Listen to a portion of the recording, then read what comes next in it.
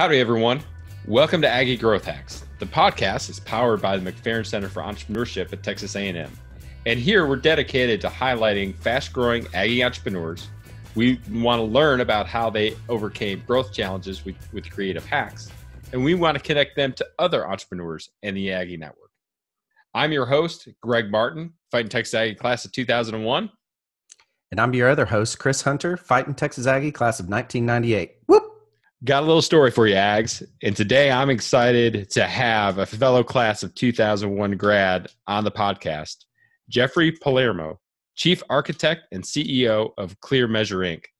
It's a custom software development company in Austin, Texas, and he has got some amazing growth hacks to share with you and just really a great business acumen.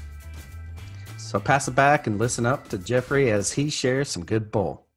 Well, welcome, Jeffrey. Thank you so much for joining us on our season 2 episode of Aggie Growth Hacks. We were really excited to have you here. I know it's taken a little bit of coordination to get our calendars lined up. I know that the last couple months have been extremely busy for everybody, specifically Aggie entrepreneurs, as you are dealing with with the impacts of COVID on your company.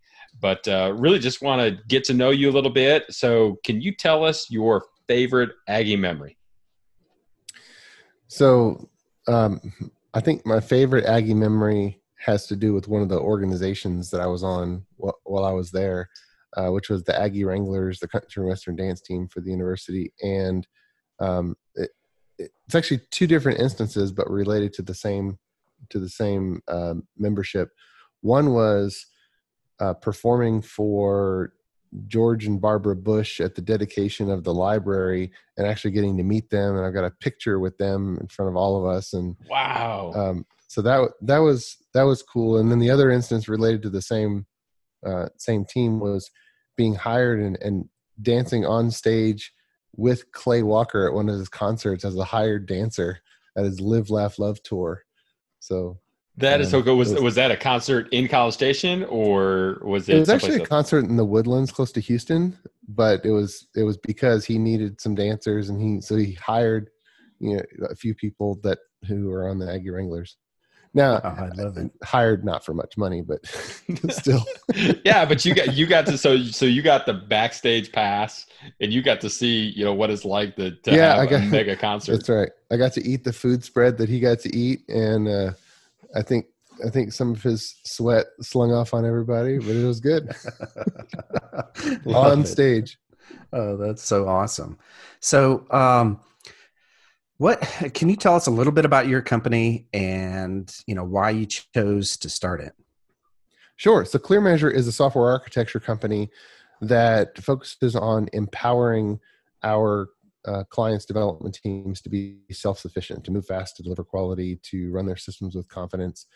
And with the enormous growth in development, more and more companies have hired developers and are doing custom software in-house. But the vast majority of companies are not like Twitter, Facebook, Microsoft, or any of those companies that have massive IT organizations and have technology leadership in every role under the sun. They get into it and they have some small number of developers, and likely oftentimes managed by somebody who is maybe the VP of operations, or in some cases the president of the company, as opposed to a chain of software and IT leadership and experienced technology managers. And so these clients have passionate, motivated developers, and they want to get stuff done, but they need some help figuring out the right path to go forward or how to go about it. And so that's our focus, is the architecture side, which architecture is essentially the strategy side of custom software, is knowing what to do, and then the mechanism, the sequence, the plan to actually make it happen.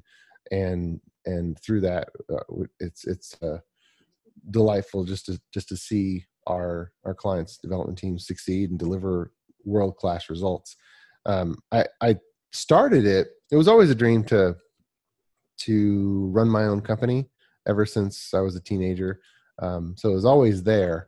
But I was fresh off of I was the president of another company that I didn't have any ownership of, that did very similar space. It did outsource projects, so it was different, but it was in software and it was in professional services. And I was fresh off of finishing my MBA at the Jack Welch Management Institute, and that education gave me confidence to go for it. I kind of rounded myself out with some accounting and financial education, whereas previously I'd focused 100% on the technology. And so it kind of rounded out my business skills, and I took the plunge, took out a lot of debt and went for it. That is so cool. You and I had a similar situation in Maze during 2001, but I think it was radically different. I had my first C++ programming class, and that was one of the only Q drops that I ever used. Oh. Q dropped it and changed my major within a week. I was like, nope, I think I'll go to management. I don't understand that. Yeah, and as soon as I got into the computer classes, I started making the dean's list, which was not what happened for the other stuff. It's amazing when you find that you're passionate about something, and when you find what you're uniquely created and gifted for, then magic things happen. So that is so amazing. Well, Jeffrey, it sounds like you do a lot of things, obviously working with a lot of different companies, and we'll kind of get into any industry focus a little bit later. But COVID has impacted every business, and the subsequent shelter in place and work from home, and just kind of working through all that. How have you seen your business challenged through the last couple months because of this? And do you have any hacks, or how are you overcoming those challenges? Sure. Well, I'm convinced that God positioned us for being okay during this season. Last April 2019, we made the decision to go 100% remote. And we had a office space in Austin, but through the course of the previous years, we had hired a bunch of people that weren't even in Texas. And so only a minority, a smaller number of the company that happened to be in the Austin area was in that office, just because they happened to be there. And, some of the people said, hey, other people, quote, get to work from home. Can we work from home one day of the week? And we got to thinking, like, shoot, what's the difference? We're paying this money for office space. Does it really give us a competitive advantage to get a certain subset of people who happen to live in this city? And so we decided no. And so we subleased it, and we just went to 100% remote instead of 80% remote, which it wasn't a big shift.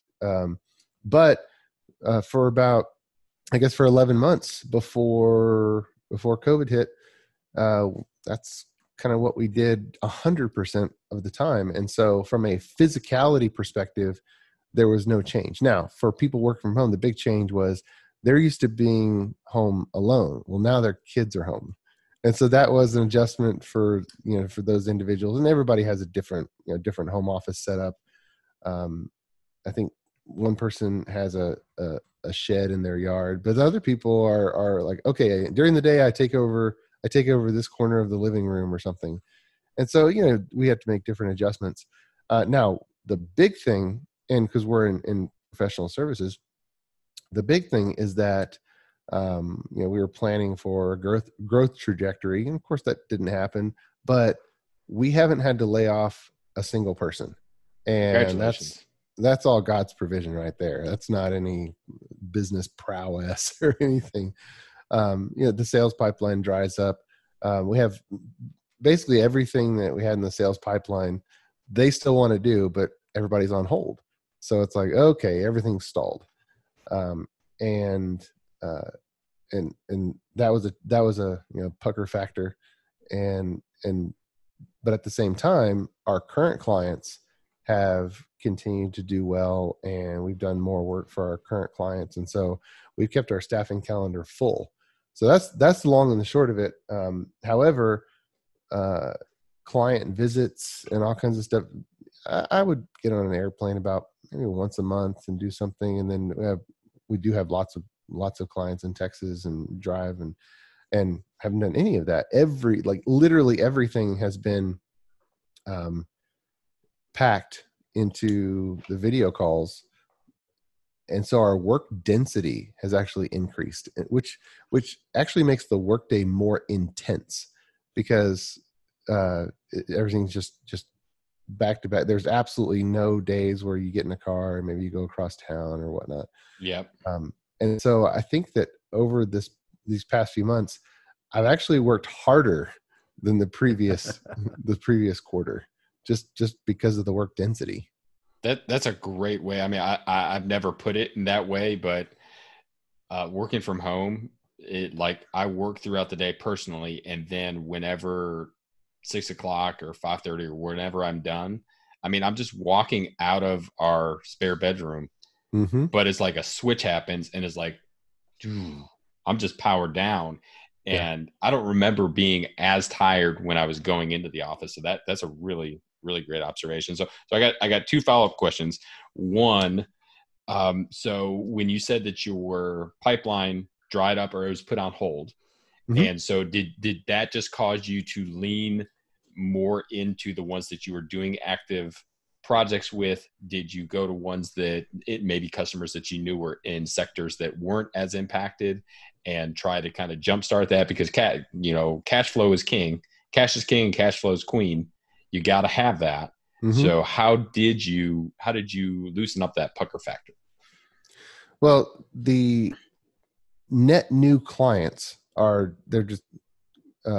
net new clients slowed down big time. And none of them has said, hey, we're out. Literally 100% of them have said, we're still interested. We can't do anything yet. We're not getting a budget approval. We're just not doing anything yet. And so they're still there in the pipeline. They're just not moving. But our existing clients have had new projects, have extended projects, and our clients have been successful. Our clients have not gone out of business. Our clients have not had to, radically downsize. So that's been huge. And I got to give credit to my leadership team, who have just done a phenomenal job at managing, because we did go through, just like any business would, go through and cut any expense that's absolutely not necessary, get lean, give yourself more dry powder, more flexibility. So, I think every business has done that. During all this COVID mess, right, what's changed? What hasn't changed? What is really, how has your organization changed specifically due to COVID? How has it developed and moved and changed and all that kind of stuff? I think that we've gotten happier. I think that the mood of the employees has become happier, because with before there was zero unemployment pretty much. And especially in the technology space, everybody, we have good people, but everybody's getting hit up with recruiters who are sowing the seeds of, hey, maybe you'd be happier somewhere else. And maybe, what are the things wrong with your current situation? And this hit, and you hear stories all over of companies shutting down and people being laid off. And certainly there's been plenty of developers who have been laid off.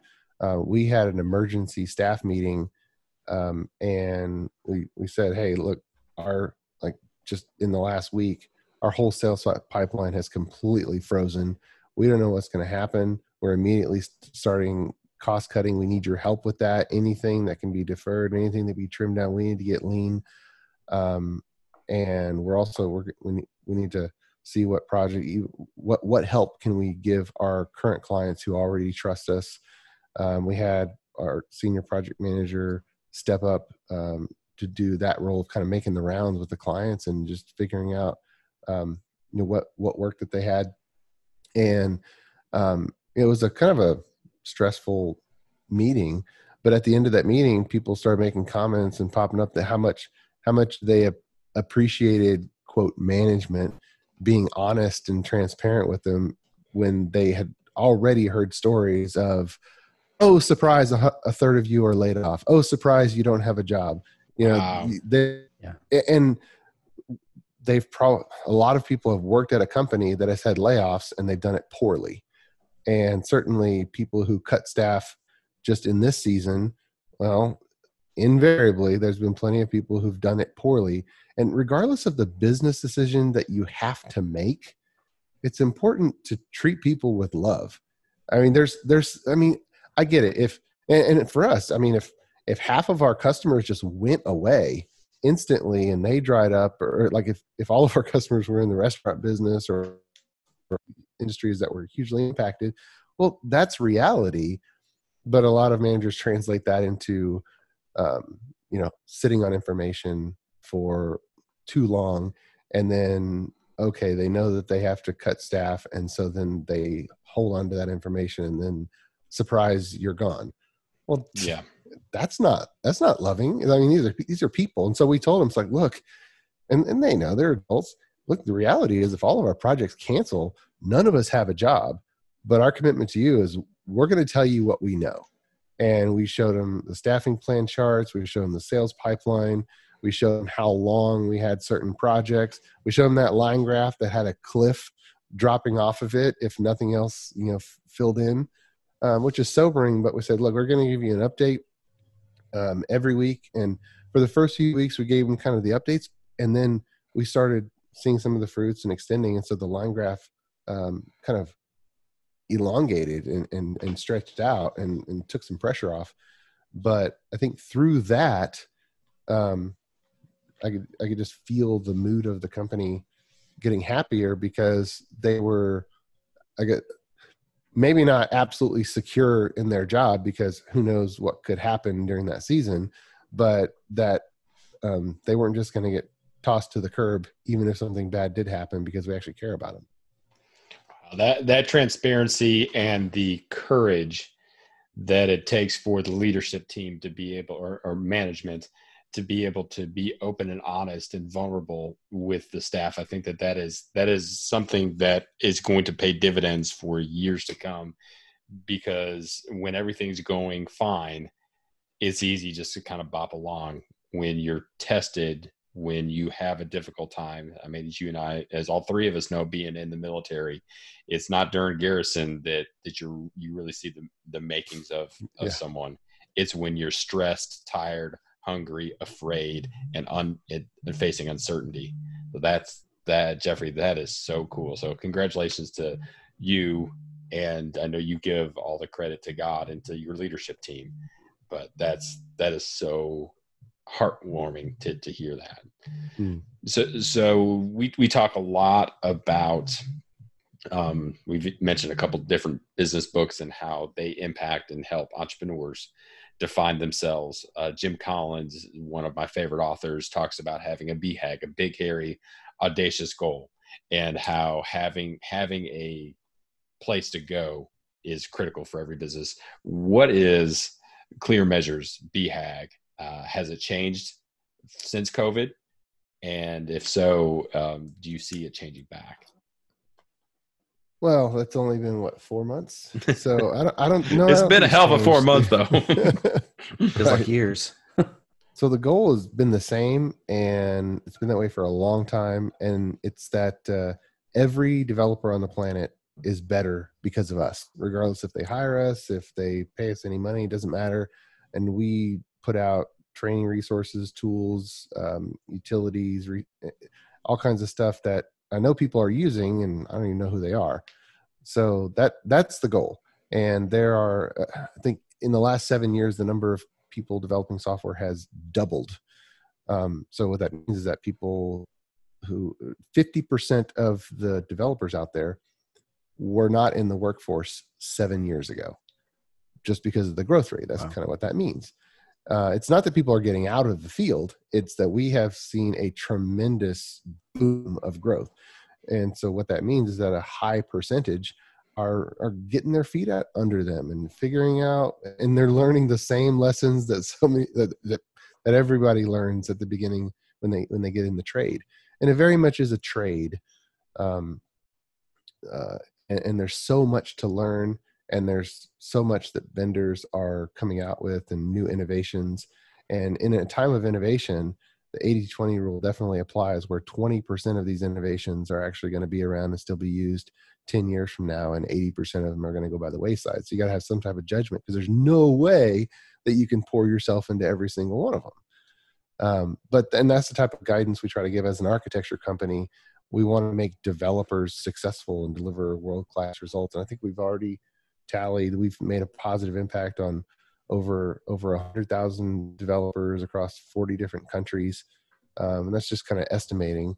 That's not a metric we don't count, but just like, hey, are we making an impact? Are we reaching people? And that's where the books, the podcasts, the webinars, the architecture posters, any kind of the onion architecture, all the different things we put out. We put that stuff out for free, just because it helps people. I love that open-handedness. I love that speaking in, and that is one of the coolest BHAGs I think that we've had on the show. What do you think, Chris? I love it also. I mean, everyone's got to have some sort of altruism, BHAG, and mine is to help grow companies. And, I think that's pretty awesome, actually.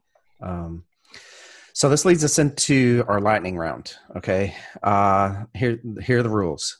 You've got 30 seconds to answer the question. We're not going to cut you off, of course, but you've got 30 seconds to answer the question. And it starts now. You ready? Ready. All right. So what's your favorite hack? This could be technology, health, mindset, time, whatever. Yeah. What's your favorite hack? It's a health hack. It's eat less frequently. I feel so much better. So for the last 2 years, I don't eat breakfast, and I'm usually not even hungry at lunch. I just do it because of a habit. And I think the longest I've ever fasted was 3 days. And there was a party at the end of the 3 days. So I'm like, okay, because I'm eating, but just eat less frequently. And so like today is a 1 meal day. I'm just going to eat supper. Monday was 1 meal day, because we're not going to starve. And that's that. Well, since you are a fellow podcaster, I'm going to tweak this one just a little bit. Here is where we can give a selfish plug to your podcast. But what are 2 books, podcasts, albums, something that you're really digging into that our listeners should check out? Okay, so you could read my latest book, which is .NET DevOps for Azure. Just came out in November. For the developers out there. And the podcast that I host is the Azure DevOps Podcast, www.azuredevops.show. But just regular resources. It's an old book, but a good one. It's from Fred Brooks, and it's called The Mythical Man Month. And it's a collection of essays from somebody who was doing software and is still sharing knowledge, doing software back in 1959, and about the experience of all kinds of software projects over the decades, on the things that change and the things that don't change. That's cool. What was the name of the book again?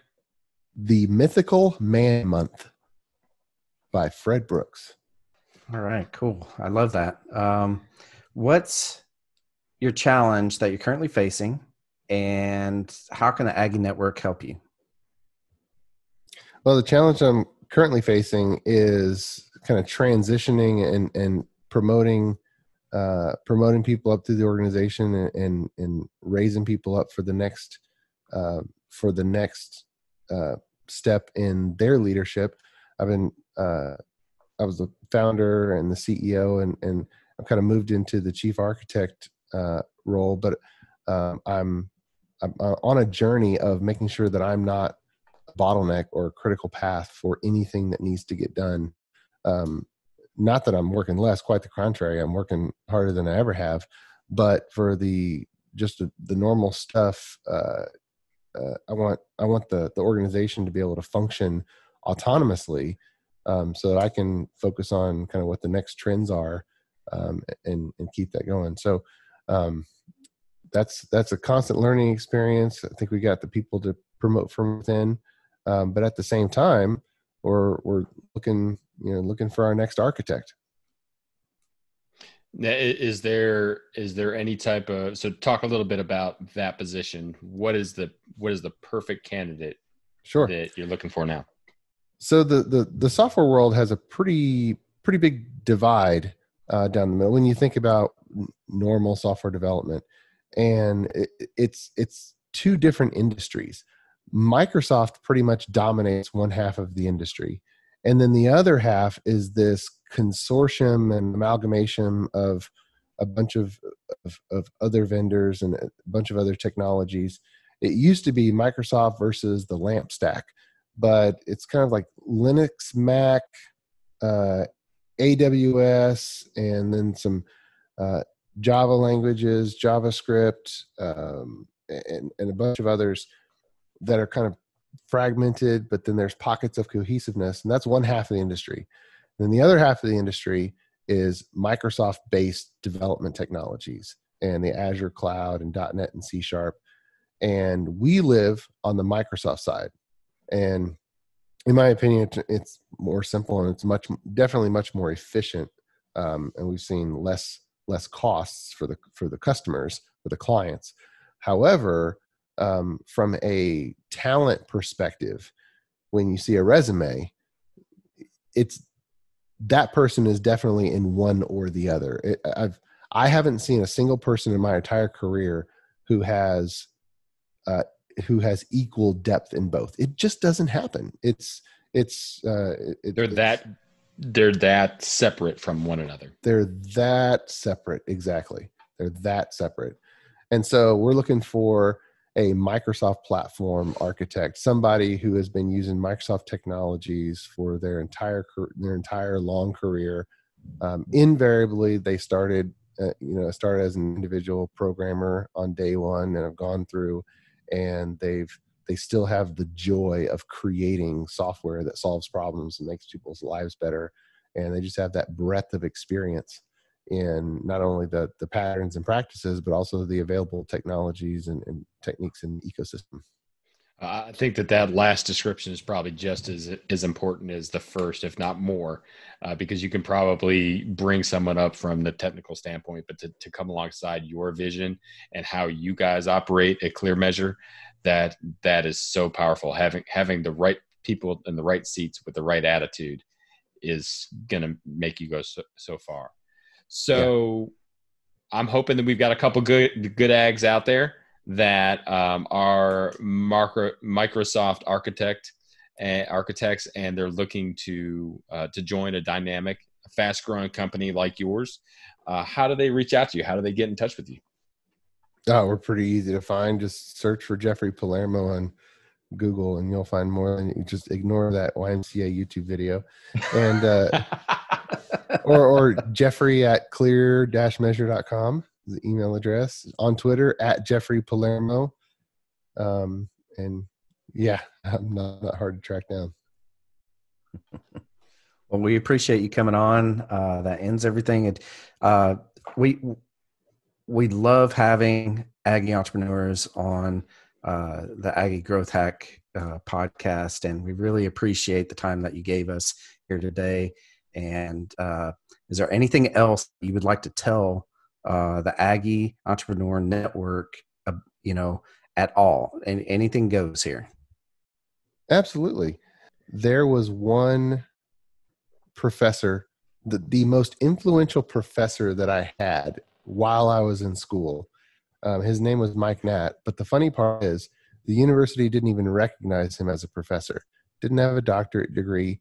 He was a non-permanent lecturer. Okay. And so they had these classifications of people, but from a student perspective and an impact perspective, they're not aligned. And he had, to this day, the biggest impact. When I look at, okay, which professors do I even remember?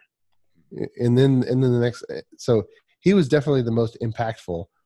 And he knows it. So, well, because he was so passionate about the field of study as opposed to just a job. And he had us do projects that were realistic projects, not academic projects.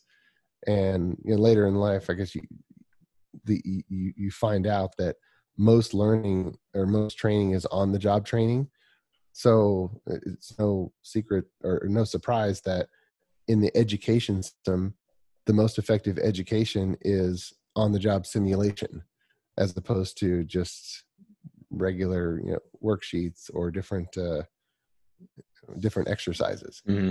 That is so cool. So Jeffrey, thank you so much for joining us. Thank you for being open-handed with your knowledge. I think that's probably just with all the other content that you put out for your field and your BHAG that kind of is baked into your DNA. We're really excited to connect. And is there anything that we can do to help serve or encourage you guys? I just keep doing the podcast. I think this is helping people. It's good stuff. So how about that, Ags? That was what you call some good bull. There's some valuable hacks that Jeffrey shared with us. What was your favorite, Greg? Chris, I was really struck by Jeffrey's BHAG, and I love that it wasn't impacted by COVID at all. I love that it was to make every developer on the planet better, whether it was a developer that they worked with or just they were a developer that was impacted by all of the free content and education that he and his team put out and they provide. Both you and I agree that sharing information and making the world a better place is just good business. And I think that he really sees that, and he is very passionate about making software developers, specifically Microsoft specific developers, better at their jobs, more competent. And by doing that, he is helping other businesses, helping individuals. And that truly is an amazing BHAG, and to be able to impact over 100,000 developers in 40 countries in the short time that his company's been around, that really warmed my heart when we were having the conversation. What about you? So I 100% agree with you. I mean, that's, he's the Gary V of the development world, right? He's putting out all this content that for free. I mean, and really for me, my biggest takeaway from that was treat people with love. I mean, it's so simple, right? But very few businesses actually approach business that way. And I love it. I just absolutely love that at the core of the company, at the core of who he is, that he wants to make sure that everyone has love, right? And that he is treating people around him, treating his customers, treating his employees, treating everyone with love. I mean, it's just, that is an amazing tact and an amazing core that Jeffrey has. And I love it. It's just amazing to me. And I think that came through in that story that he was telling about how he had the emergency staff meeting and was very upfront and honest with everybody and said, look, I love you guys, and I'm going to have a difficult conversation. That didn't make it any easier, but I think that the outcome of that, the fact that he says that his staff is more happy through COVID, I think that directly is on him and his management and his leadership team. Absolutely. Because how can you be happy with all this mess? I mean, it's not that a lot of people are not happy, but I think what this whole COVID season, right, has taught us, and 2020 in general has taught us, is that we have to be happy at what we're doing. We have to be happy with who we're with. Need to be happy with our current situation. And I agree. That is a huge testament to Jeffrey and his business and Clear Measure, that spreading love is what we're on this planet for. And I love that. Well, that's going to do it for another episode of Aggie Growth Hacks. Chris and I hope that you enjoyed this episode and that you'll leave us a rating on iTunes, Stitcher, Spotify, or wherever you found us. That'll help us get boosted up, and we'll actually share the episode and the podcast with other people. Be sure to check us out on our website at www.aggiegrowthhacks.com, where you can hear all about this episode. You can connect with us.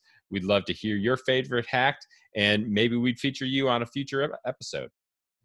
Aggie Growth Hacks was produced by Kyle Ackerman and Ben Wiggins with Podcast Architects. We also want to give a huge shout out to our sponsor, the McFerrin Center for Entrepreneurship at Texas A&M University. Since 1999, the McFerrin Center for Entrepreneurship has served as the hub of entrepreneurship for Texas A&M. If you're an Aggie entrepreneur or even an entrepreneur, head over to their website to find a program that's right for you. Just search up the McFerrin Center for Entrepreneurship in Google and head over there right now. So join us next time when we connect with other great Aggie entrepreneurs and learn how they hack their growth. Until then, I'm Chris Hunter. And I'm Greg Martin. Until next time, thanks and gig 'em. Whoop!